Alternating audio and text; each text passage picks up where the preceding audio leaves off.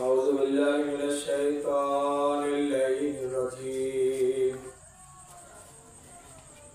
بسم الله الرحمن الرحيم. الحمد لله الذي هدانا لهذا وما كنا لنهتدي لولا أن هدانا الله لقد جاءت رسل ربنا بالحق.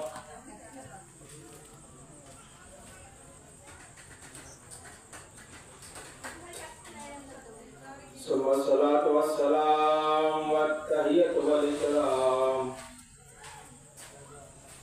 على النبي الأمي المكي المدني مولانا مقتدانا هادينا وبالقاسم محمد.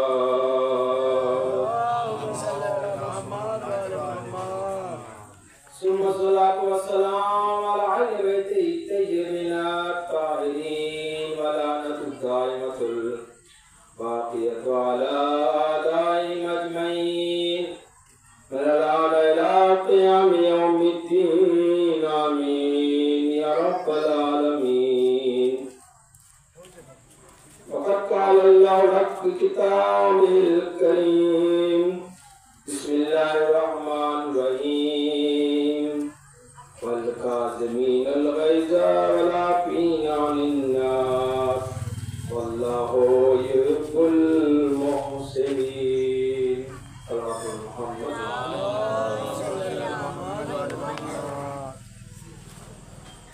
সমস্ত তারিফ ও প্রশংসা একমাত্র পরওয়ারদিগার আলমের জন্য, যিনি আমাদেরকে সৃষ্টি করেছেন। পরওয়ারদিগার আলম কোরআন মাজিদের মধ্যে ঘোষণা করছেন: ওয়াল কাযিমিনাল গায়যা ওয়াল আফিনা আনিন নাস ওয়াল্লাহু ইউহিব্বুল মুহসিনিন। আল্লাহ ওই ব্যক্তিকে ভালোবাসে, ওই ব্যক্তিকে পছন্দ করে যে ব্যক্তি নিজের রাগকে, নিজের গুসাকে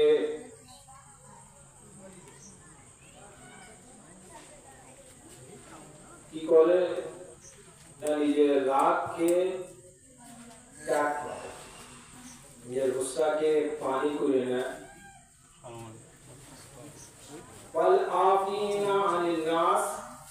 এবং মানুষকে মাফ করে দেয়। আল্লাহু ইউহিব্বুল মুহসিনিন। অবশ্যই পরওয়ারদিগার আলম ওই ব্যক্তিদেরকে ভালোবাসে যে ব্যক্তি ইহসান করে, যে ব্যক্তি মানুষকে ভালোবাসেন এবং মানুষকে সাহায্য করেন। আপনাদের সামনে আজ হযরত ইমামে যায়নুল আবেদিন আলাইহিস সালামের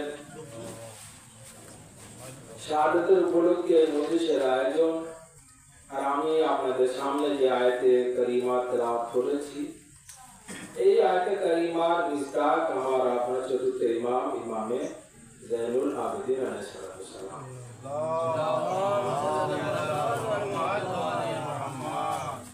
ইমামে যায়নুল আবেদিন আলাইহিস সালাম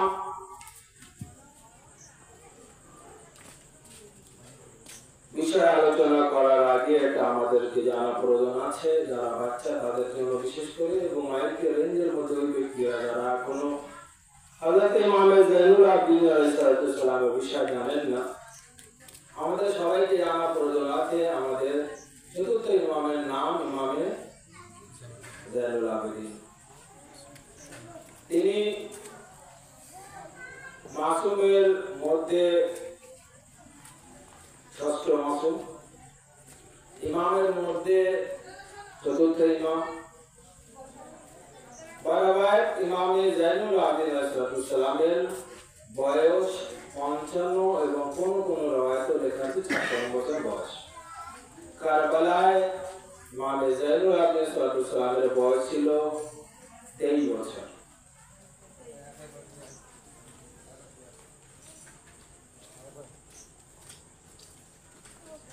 অনেক জায়গায় আছে ইমাম জাইনুল আবদিন সালাম বাদে শাহাদাত ইমাম হোসেন 40 বছর তিনি জীবিত ছিলেন, তাহলে 63 বছর তারা বয়স। রায়তের কিছু কিছু আলাদা আলাদা মত, কিন্তু ইমাম জাইনুল আবদিন সালাম যাকে আমরা চতুর্থ ইমাম মানি, মাসুমের হিসাবে ষষ্ঠ মাসুম মানি, তার গুণাবলী সম্পূর্ণ ইমামদের মধ্যে আলাদা। কারণ ইমামের জাইনুল আবদিন সালামের যে সময় ছিল সেই সময়টা সমস্ত ইমামের থেকে আলাদা সময় ছিল। হযরত ইমামের জাইনুল আবদিন সালাম যখন জন্ম লাভ করেছেন এই দুনিয়ায়, তিনি দেখেছেন নিজের দাদা হযরত আলী আলাইহিস সালাম তিনি খলিফা। কিন্তু যখন 2 বছরের বয়স ছিল সেই সময় ইমাম জাইনুল আবদিন সালাম কি দেখলেন, তার দাদার মাথায় তলোয়ার। যখন ইমাম জাইনুল আবদিন সালামের দাদা হযরত আলী আলাইহিস সালাম শাহাদাত হয়ে যায়, তারপরে 10 বছর ইমাম হাসান আলাইহিস সালাম কি হন, ইমামতের দায়িত্ব পালন করেন। তিনি দেখলেন কি নিজের চাচা ইমাম হাসান আলাইহিস সালামকে বীজ দেওয়া হয়েছে। আমি ইতিহাস এই জন্য বলছি, ইতিহাস আমাদের জানা প্রয়োজন আছে যে আমরা যাকে মানি তা আমাদের জন্ম পরিচয়। 10 বছর তিনি দেখলেন ইমাম হাসান আলাইহিস সালাম ইমামত দায়িত্ব পালন করলেন, আর 10 বছরের পরে ইমাম হাসান আলাইহিস সালামকে মাবিয়া দিয়েছে। কার দ্বারা? না হযরত ইমাম হাসান আলাইহিস সালামের এক স্ত্রী যার নাম জায়েদা, এটা আমরা বাংলা বলি, কিন্তু জোদা বিনতে আশআস এটা উর্দুতে বলা হয়। এই আশআস যদি ইতিহাসের পৃষ্ঠা যদি আমরা পড়ি তাহলে বোঝা যাবে এই আশআস হলো মাবিয়ার চাচা, তার মানে মাবিয়ার চাচা তো ভাই নাম হলো আশআস। এই জোদা বিনতে আশআস তাকে বিয়ে দিয়েছে ইমামে হাসানকে। ইমামে জাইনুল আবদিন সালাম তারপরে কি দেখলেন যে চাচার ইন্তেকালের পরে হযরত ইমামে হোসেন আলাইহিস সালামের হাতে ইমামতের দায়িত্ব আসলো। কিন্তু 60 হিজরিতে ইমামে হোসেন আলাইহিস সালাম মদিনা ত্যাগ করলেন, আর 61 হিজরিতে দুনিয়া থেকে রওনা করছেন। ইমামে জাইনুল আবদিন আলাইহিস সালামের পুরো জীবন শাহাদাতের জীবন তিনি দেখলেন।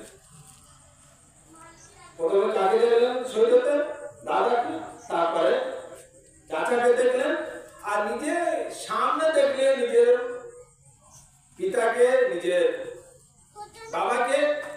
কারবালার ময়দানে ইমাম হোসেন আলাইহিস সালাম শহীদ হতে। চিন্তা করুন, এক ব্যক্তি যার সামনে মাত্র শাহাদাত আর শাহাদাত, সেই ব্যক্তির মধ্যে এমন ক্ষমতা কি করে আসতে পারে कि दरबारे यजीद इमाम सैयद सज्जाद যখন খুতবা দিচ্ছেন, তো यजीद ইমাম সৈয়দ সাজ্জাদের খুতবা কি করছে, ভঙ্গ করার জন্য আযান দিচ্ছে। আমরা ইমাম জাইনুল আবদিন সালামের জীবনী এই হিসাবে আমরা সবসময় বয়ান করে থাকি, কিন্তু ইমামে জাইনুল আবদিন সালামের জীবনী যদি আমরা দেখি তো দেখতে হবে আমাদের ইমাম জাইনুল আবদিন সালামের জীবনী 2 প্রকারের আছে। একটা হলো আসিরির আগের, একটা হলো আসিরির পরে। সাল্লাল্লাহু মুহাম্মদ ওয়া আলি মুহাম্মদ।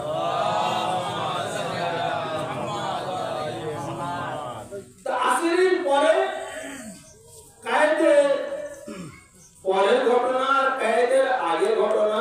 তো কায়েদের আগের ঘটনা আপনারা বহু পত্রিকা শুনেছেন, কিন্তু ইমামে জাইনুল আবদিন সালাম যখন মদিনা ফিরে আসলেন, এমন কি কাজ করলেন যে কাজের মাধ্যমে ইমামে জাফর সাদিক আলাইহিস সালামের দরবারে 6,000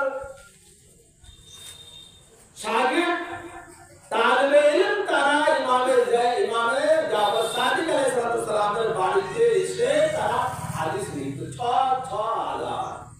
কিভাবে সম্ভব হলো?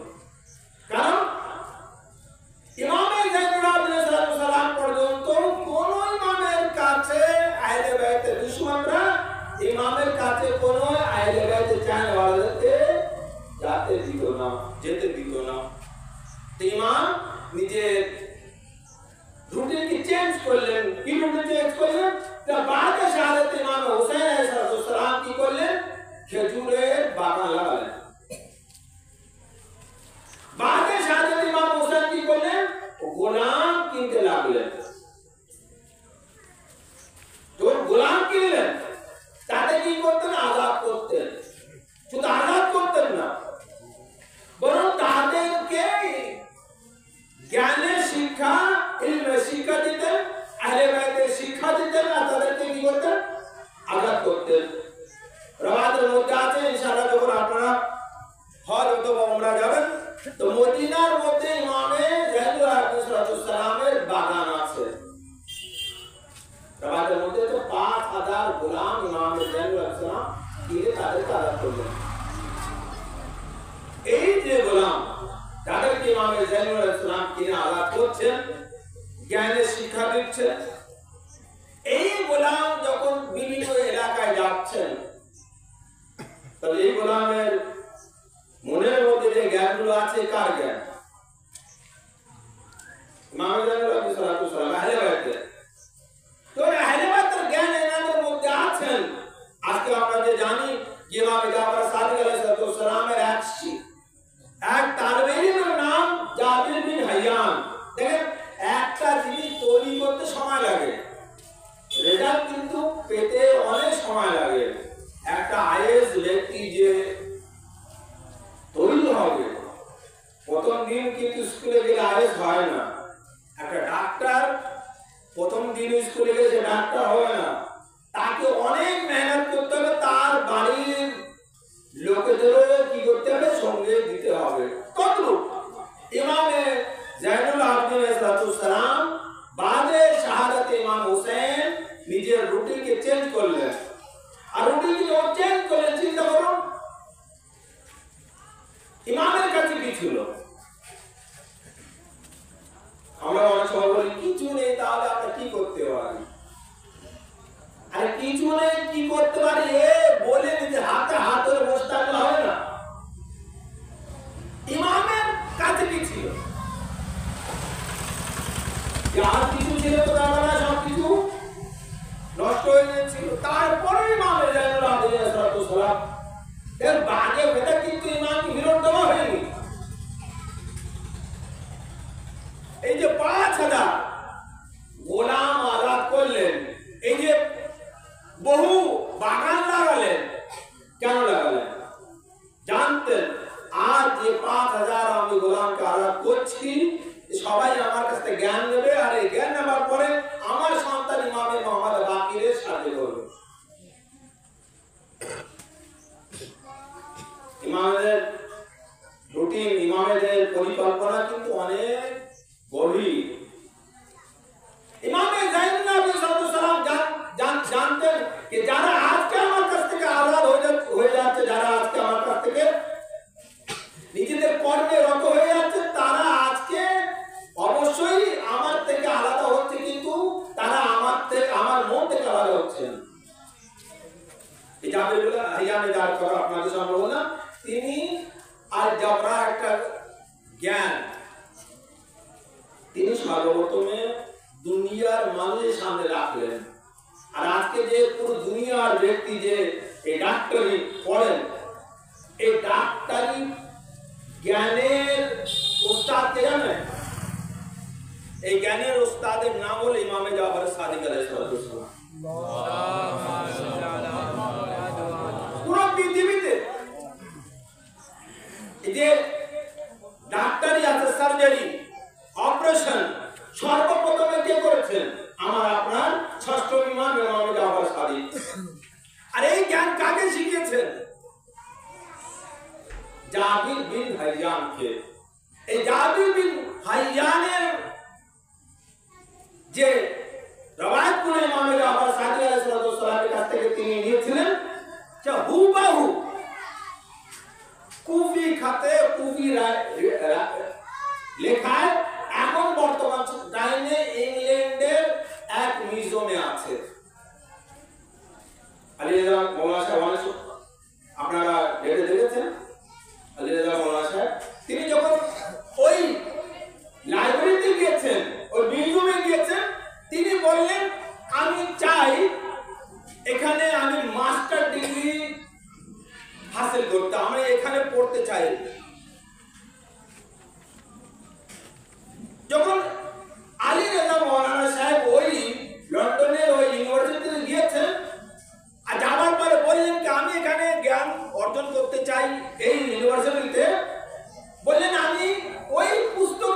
জায়গায় যে পুস্তক জনাবে ইমাম জাফর সাদিক আলাইহিস সালাম জাবির বিন হাইয়ানকে লিখেছিলেন, ওই লাইব্রেরিয়ান বলছে এই পুস্তকের সাথে আপনার কি সম্পর্ক আছে? আর এই পুস্তক তো আমরা দিতে পারবো না, কারণ এই পুস্তক খুবই দামি পুস্তক। আর এই পুস্তক যে ব্যক্তি লিখেছেন তার নাম হচ্ছে গেব্রিয়েল, মানে জাবির বিন হাইয়ানকে ইংলিশে বলা হয় গেব্রিয়েল। তখন ইনি বললেন কি আমাকে এই পুস্তকের জ্ঞানের প্রয়োজন আছে। লন্ডন অক্সফোর্ড ইউনিভার্সিটির মাস্টাররা ভাইস চ্যান্সেলর বলছেন কি আপনার পড়াবার জন্য এই বই পড়াবার জন্য আমার কাছে এই মাস্টার নেই। তাহলে কি শিয়া কোনদিন মূর্খ হতে পারে না। একটা আমি মজলিসে বলেছিলাম, আর যারা মূর্খ আর শিয়া কারোর ধার করা বুদ্ধিতে চলে না, আর যারা ধার করা বুদ্ধিতে চলে তারা শিয়া হতে পারে না, কারণ শিয়াদের ব্রেন আলাদা। আর আমাদের, আমি বারবার বলি, অনেকের রাগ হয় এই কথা, আমাদের কোনো নেতার প্রয়োজন নেই, আমাদের কোনো ব্রেনের প্রয়োজন নেই, কারণ আমাদের ব্রেন কাদের কাছ থেকে নেওয়া প্রয়োজন আর নিচ্ছি কাদের কাছ থেকে আমরা, যার কাছে পুরো দুনিয়ার মানুষ মাথা নত করে থাকেন। তো জাবির বিন হাইয়ান ইমাম জাফর সাদিক আলাইহিস সালামের এক শিষ্যের নাম, যিনি সর্বপ্রথমে এই যে অপারেশন, এই যে যাকে বলা হয় অথবা যাকে আমরা বলি ডাক্তারি, এই ডাক্তারি পদ্ধতি জনাবে জাবির বিন হাইয়ানকে ইমাম জাফর সাদিক আলাইহিস সালাম শিখিয়েছিলেন। যে 4000 সমস্ত সময় ইমাম জাফর সাদিক আলাইহিস সালামের কাছে বসে তারা হাদিস লিখত। এই কারা, এই সমস্ত সবাই কিন্তু ইমামে জাইনুল আবদিন আলাইহিস সালামের ওই আজাদ কারদা গোলামরা যাকে ইমামে জাইনুল আবদিন আলাইহিস সালাম কি করেছিলেন, আজাদ করে দিয়েছিলেন। প্ল্যান। আর এই যে নিয়ম ইমামে জাইনুল আবদিন আলাইহিস সালামের যেটা ইমাম করেছেন, আমাদের সবার জন্য প্রয়োজন আছে। যে কথা আপনাদের সামনে বলছিলাম, যে আয়াত আমরা পড়লাম, এক গোলাম ছিল ইমামের, সে গোলামকে ইমাম বললেন পানি এনে দাও। কি বললেন ইমাম? আমাদের একটু পানি আনো। গোলাম পানি আনা বাদ দিয়ে সে কোথায় গিয়েছে না ঘুমাচ্ছে। অনেক সময় হয়ে গেল, ইমামে জাইনুল আবদিন সালাম সেই গোলামের কাছে যখন গেলেন, কি দেখলেন? ঘুমাচ্ছেন। যখন ঘুম ভাঙলো, ওই গোলাম মনে করলো ইমাম আমাকে কি করবেন, মারবে, আমাকে শাস্তি দেবে।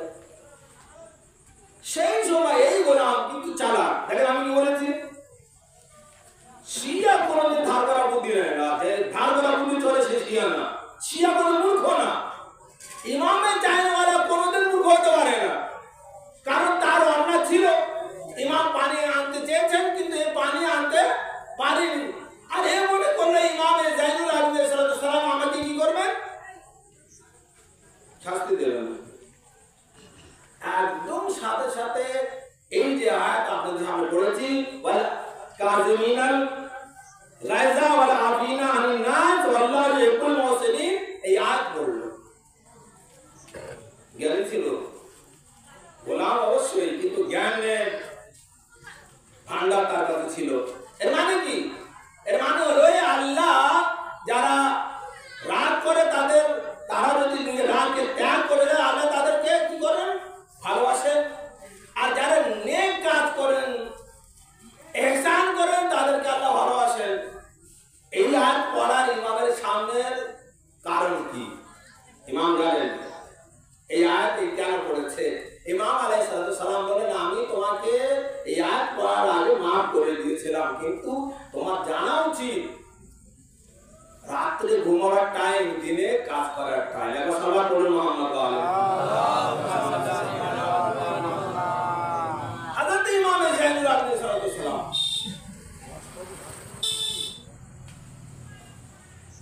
আমাদের যে চতুর্থ ইমাম, তারা জাওয়ানি উমরি বহু আছে। আর দেখেন ইমামত এমন একটা পদ, এই পদের সমতুল্য দুনিয়ায় কেউ হতে পারে না। যাদের ইমাম আছে তাদের তো কারো প্রয়োজন হয় না। ইমাম ইমাম আর ইমামতের এই পদ এমন একটা পদ, এই পদ দুনিয়া পাওয়া যায় না।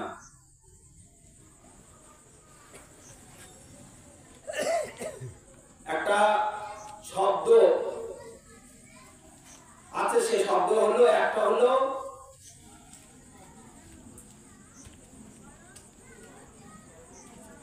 সেটা বলা উচিত না, তারপরে আমাদের বলতে হয় ইমামত।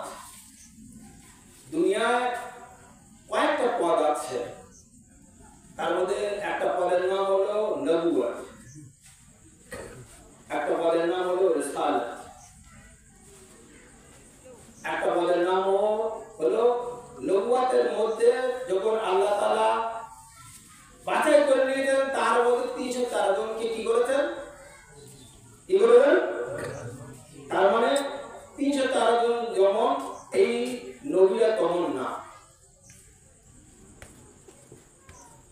313 জনের মধ্যে আল্লাহ তাআলা আবার বাছাই করেছেন, কজনকে বেছে নিয়েছেন?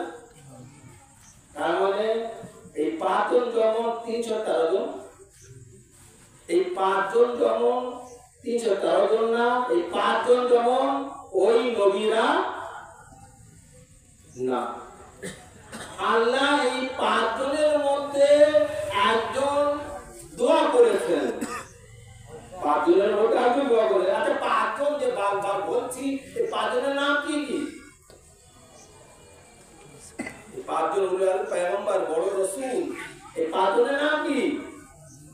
নূহ, ইব্রাহিম, ঈসা, মুসা, হযরতে মুহাম্মদ মুস্তাফা সাল্লাল্লাহু আলাইহি সাল্লাম। এই 5 জনের মধ্যে একজনকে জনাব ইব্রাহিম আল্লাহর কাছে দোয়া করলেন।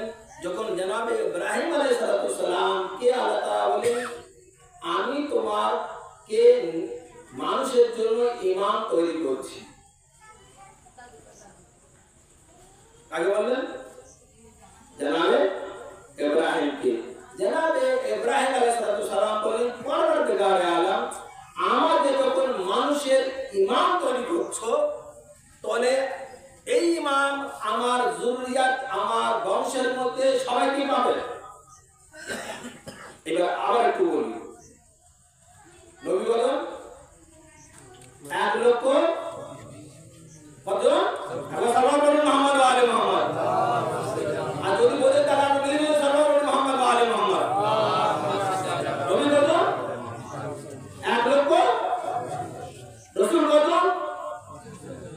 আর বড় রাসূল কত? নবী রাসূলের মতন না,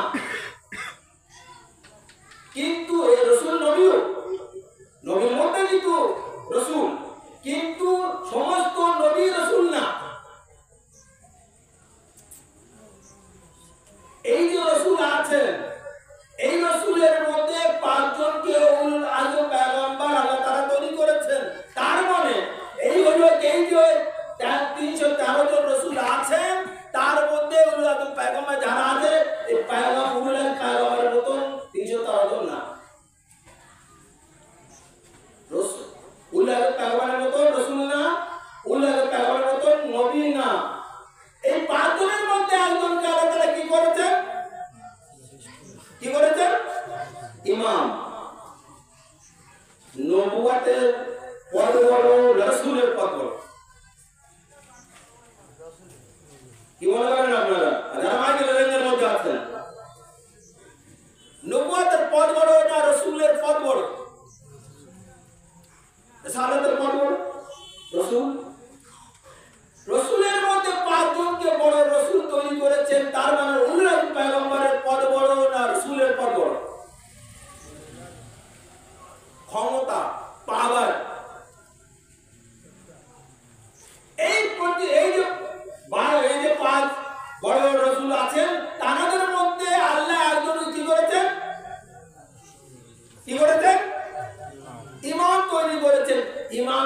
ইমামাতের পদ বড় না রিসালাতের পদ বড় না নবুয়তের পদ বড়?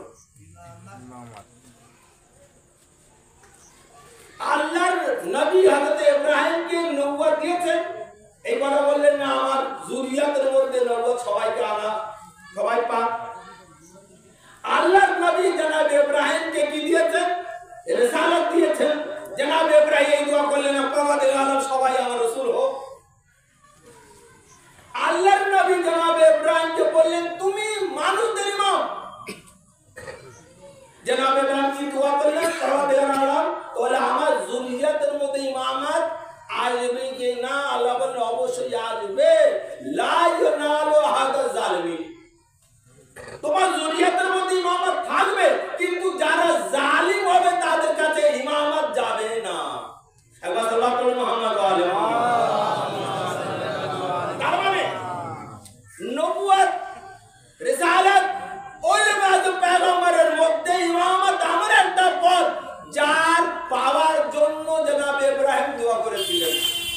আল্লাহ কবুল করলেন। ইব্রাহিমের যুরিয়াতের মধ্যে ইমামত থাকবে, কিন্তু সবাই পাবে না। ইব্রাহিম পেয়েছিলেন ইমামতের, ইব্রাহিমের যুরিয়াতের মধ্যে আমার আপনার নবী হযরত মুহাম্মদ মুস্তাফা সাল্লাল্লাহু আলাইহি ওয়া আলিহি ওয়াসাল্লাম। মুহাম্মদ ওয়া আলি মুহাম্মদ নবী ওই ইমামতের ভার পেলেন। আমার আপনার নবী শেষ নবী, দুনিয়াতে যাচ্ছে ইন্নী তারিকুম ফিকুম মুস্তাকালান কিতাবাল্লাহ ওয়া ইতরাতি মাইন তামাসসাকতুম বিহিমা লান তাযাল্লু বাদি। আমি চলে যাচ্ছি, কিন্তু আমার পরে দুটো জিনিস লেগে যাচ্ছে। কি? এক আল্লাহর কিতাব, আর কি আমার যুরিয়াত। আল্লাহর কিতাব সবাই মেনে নিয়েছেন, যুরিয়াত কেউ মানে না। সমস্যা এখান থেকে। আরে যুরিয়াতকে না মানার কারণ যারা মানছে আর যারা মানছে না, আর দুনিয়ার মধ্যে জানেন যত সমস্যা এই যুরিয়াতে মুহাম্মাদের জন্য সমস্যা। আপনারা নেটের মাধ্যমে দেখে যে পাড়া চেনারে 50 জন ব্যক্তিকে কাতল করা হয়েছে, শহীদ করা হয়েছে। কেন জানেন? পাড়া চেনারে করা রাসূলুল্লাহ মুহাম্মদ ওয়া আলিহি এই পাড়া চেনার হলো পাকিস্তানের একটা শহরের নাম, আফগানিস্তানের থেকে নিকটে। এদের অন্যায় কি? এই পাড়া চেনারে যারা থাকেন তাদের অন্যায় কি? এদের একটাই অন্যায় কি, এরা আলিম ওয়ালিল্লাহ বলে থাকে। একটা ভিডিও আমি দেখলাম, আশ্চর্য হয়ে গেলাম। সে ভিডিও দেখানো হচ্ছে এক ব্যক্তিকে, তিনি ড্রাইভার, আর তাকে জিজ্ঞেস করা তোমার নাম কি? তো যখন তার নামে আইডেন্টি কার্ডে দেখা হলো, তার নামে লেখা আছে হুসাইন, আগে ধরা হলো। হাত পিছনে বাঁধা হলো, বাঁধার পরে তাকে ফেলানো হলো। 12 জন ব্যক্তি ধরে তাকে কাতল কিভাবে করছেন জানেন? আচ্ছা বলুন, আমার আপনার ইমাম হুসাইন সালামকে সিমনে মালুম কিভাবে শহীদ করেছিল? বারবার আমরা শুনেছি। কিভাবে? সামনের দিকে না পিছনের দিকে? কিভাবে? সামনের দিক থেকে না পিছনের দিক থেকে। যে ভিডিওটা আমি নিজে চোখে দেখেছি, ওই ব্যক্তিকে যখন জিজ্ঞাসা করা বলে তোমার নাম কি, সে ব্যক্তি বললো আমার নাম অমুক হুসাইন। তাকে পিঠে বাঁধা হলো হাত, আর তাকে ফেলানোর পরে পিছন দিক থেকে তাকে ছুরি দিয়ে কি করা হলো? শহীদ করা হলো। তারা মা তারা বাপকে কেউ জিজ্ঞাসা করো আমরা কোথায়? আমরা যারা এখানে বসে আছি, আমাদের গ্রামে তো কোথায় আছি? এমন এক ব্যক্তির বাপকে জিজ্ঞাসা করা হচ্ছে আপনার এই বেটাকে এইভাবে শহীদ করা হচ্ছে, আপনি কি বলতে চান? জানেন কি বলেছেন? 3 দিন আগে শহীদ করা, 50 জন ব্যক্তি মারা গিয়েছে। 50 জন। একটা জায়গার 50 জন যদি মারা যায়, সেই জায়গার অবস্থা কি হবে? একসাথে 7 জনের লাশ তোলা আছে। মোট 50 জন পাড়া চেনারে শহীদ হয়েছে। সেই ব্যক্তি, যে ব্যক্তি মারা গিয়েছেন, তার বাপকে জিজ্ঞাসা করা হচ্ছে আপনার বেটা শহীদ হচ্ছে, আপনি কি বলতে চান? বাকি হচ্ছে বা বলছে আমার বেটা হুসাইন থেকে বড় না।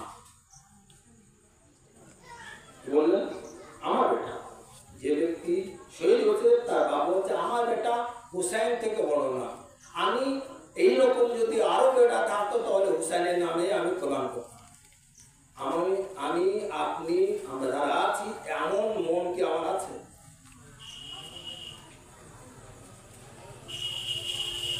আজকে যার শাহাদাতের রাত একই সাথে কারবালায় যা সব কিছু কি হয়েছে শেষ হয়ে গিয়েছে, সেই ব্যক্তি চিন্তা করুন সেই ব্যক্তি কেমন হতে পারে? আমার আপনার চতুর্থ ইমামে জাইনুল আবদিল্লাহ সাল্লাল্লাহু আলাইহি ওয়াসাল্লাম ইনশাআল্লাহ আপনারা ইচ্ছা করবেন আমি কয়েকটা কথা ইমামে জাইনুল সাল্লাম কথা বলবো। তো ইমামে জাইনুল আবদিল্লাহ সাল্লাল্লাহু আলাইহি ওয়াসাল্লাম আলাপ করতেন। ইমামের মর্যাদা, যে কথা বললাম ইমামের মর্যাদা, এইবারে শুনবো। ইমামাতের পদ কিন্তু নবুয়তের থেকে রিসালাতের থেকে বড়। বাদে শাহাদাত ইমাম হুসাইন সাল্লাল্লাহু আলাইহি ওয়াসাল্লাম যখন ইমাম জাইনুল আবদিন সাল্লাল্লাহু আলাইহি ওয়াসাল্লাম কোথায় আসলেন? মদিনায়। আর মদিনা থেকে আবার কোথায় গেলেন? মক্কায় হজে। অনেক সময় হয় না পীর মুরিদরা পীরদের পিছনে পিছনে থাকে আর সব জায়গায় বলে ইনি সব থেকে বড়। অনেক সময় হয়, হাওয়ারি অনেক আছে লোক, সেই পীর কিন্তু মুরিদদের কিছু মানে না, কিন্তু মুরিদরা বেচারারা পীরকে না মানলে হয় না। তেমন ইমামে জাইনুল আবদিন সাল্লাল্লাহু আলাইহি ওয়াসাল্লাম মক্কায় হজ করতে গিয়েছেন। আব্দুল্লাহ বিন মারওয়ান সেই সময় খলিফা, সে কি করতে? সে হজ করতে। এত লোক এসে গিয়েছে কি আব্দুল্লাহ বিন মারওয়ানের জায়গা দিচ্ছে না কেউ। অনেকে ইচ্ছা থাকে সবাই আমার কি কি বলুক, আমি বাদশাহ, আমি অমুক, আমি তমুক, কিন্তু রাস্তা কেউ দিচ্ছে না মারওয়ানকে, আব্দুল্লাহ বিন মারওয়ানকে। সেই সময় আমার আপনার চতুর্থ ইমাম ইমামে জাইনুল আবদিন সাল্লাল্লাহু আলাইহি ওয়াসাল্লাম কোথায় আসলেন? হজে। আর কাবার সামনে আসলেন। তো কাবার সামনে আসলেন, সবাই ইমামকে রাস্তা দিচ্ছে। আর ইমামে জাইনুল আবদিন সাল্লাল্লাহু আলাইহি ওয়াসাল্লাম মাকামে ইব্রাহিম আসলেন, হাজরে আসওয়াদকে চুম্বন দিলেন, কাবার তাওয়াফ করলেন। তো কাবার তাওয়াফ করে চলে যাচ্ছেন। আব্দুল্লাহ বিন মারওয়ান বলছে এই যুবক কে ছিল যার জন্য সবাই রাস্তা দিয়েছে? আমি যখন আসলাম আমাকে কেউ রাস্তা দেয়নি।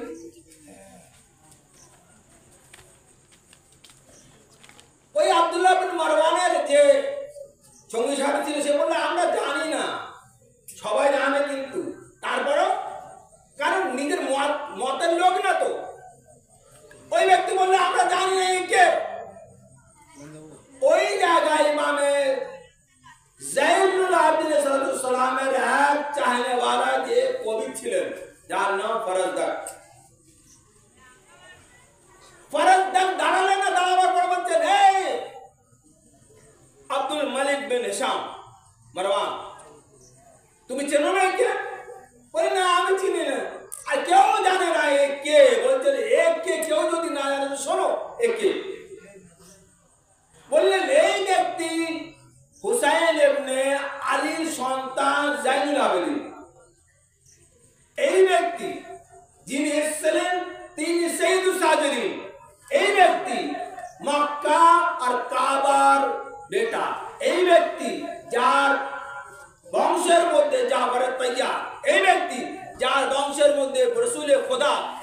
বলতে বলতে জনাবে ফরজদাক এমন কাসিদা জনাবে ইমামে জাইনুল আবদিন সাল্লাল্লাহু আলাইহি ওয়াসাল্লামের জন্য বললেন, হিশাম বিন আব্দুল মালিক ফরজদাককে কি বললো?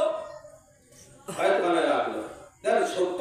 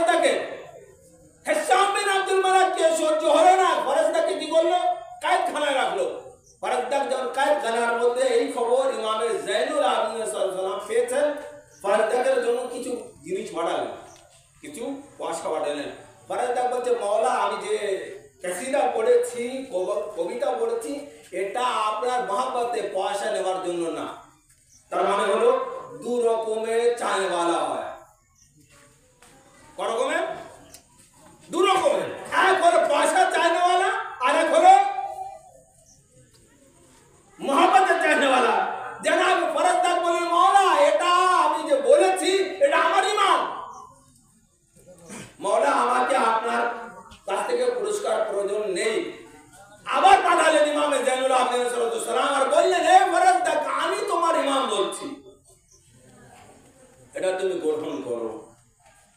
ইমামে জাইনুল আবেদিন সালাম জানার আজকের কি শাহাদাত।